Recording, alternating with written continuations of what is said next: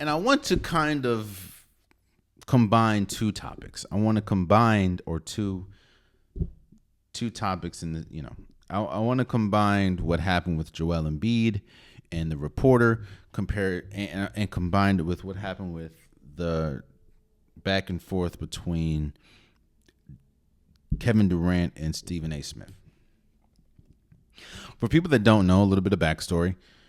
A reporter had some things to say about Joel Embiid's inactivity due to injury and how he is not always available.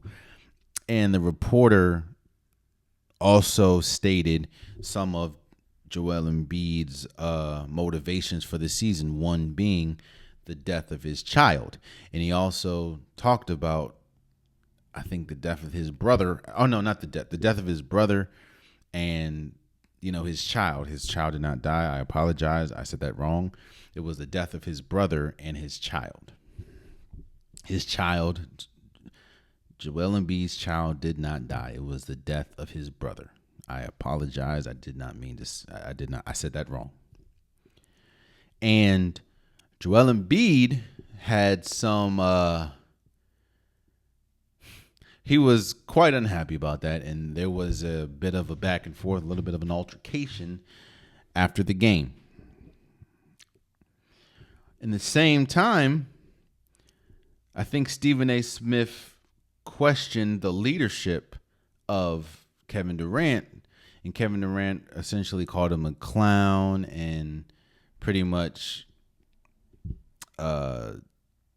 talked down on Stephen A. Smith's journalistic integrity. Let's say that.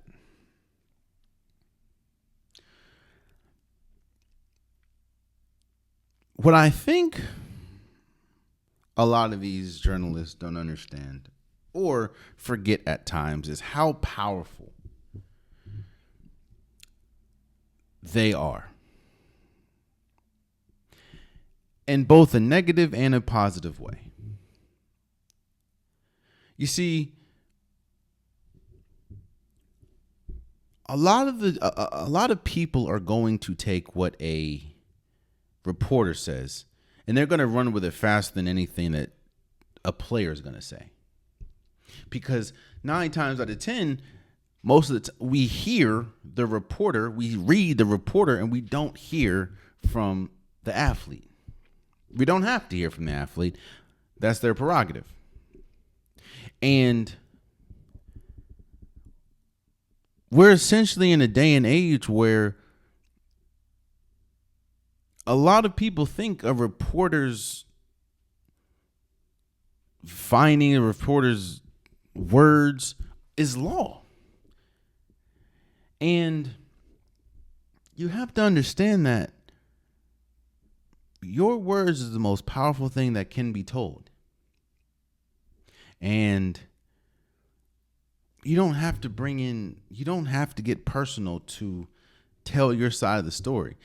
I'm sure the article didn't have to include a dead family member and a child from Joel Embiid to insinuate or to further explain the fact that Joel Embiid isn't always available.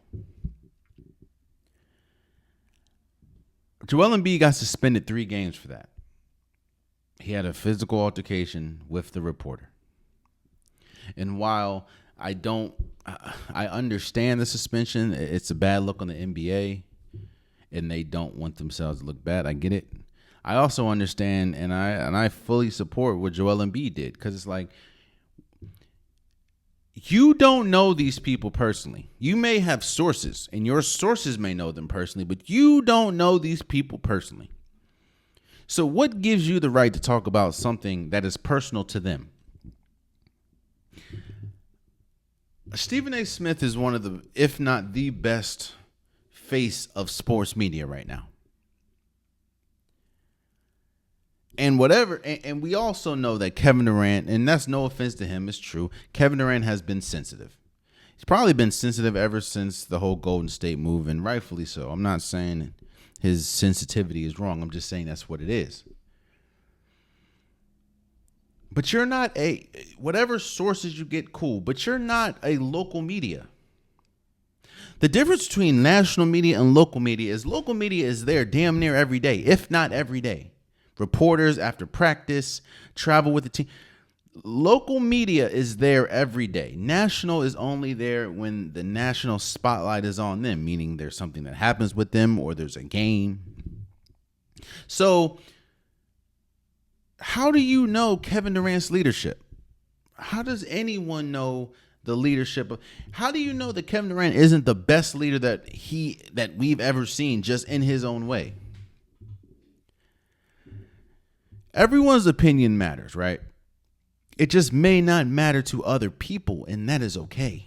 And it also, just because it's your opinion and you may hear it from a source, what makes that source credible to tell me or to tell you how my leadership style is?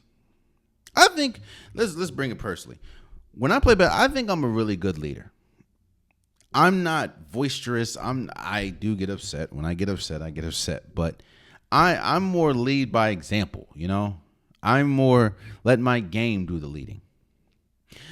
I have a friend of mine who's more boisterous, who's more yelling, rah, rah, rah. And you would think, but does that make him better leader? Steph Curry is, I'm sure, not the same leader that LeBron James or Kobe Bryant was. Rest in peace. Does that make him a bad leader? What I'm saying is, and in closing, you have to understand that your words are strong. And now more than ever, a reporter's words are going to go further than the athlete's words. So when you talk about an athlete's dead relative and child for no reason, essentially, don't be surprised if you're going to get backlash from it. Don't be surprised if he's going to see about it.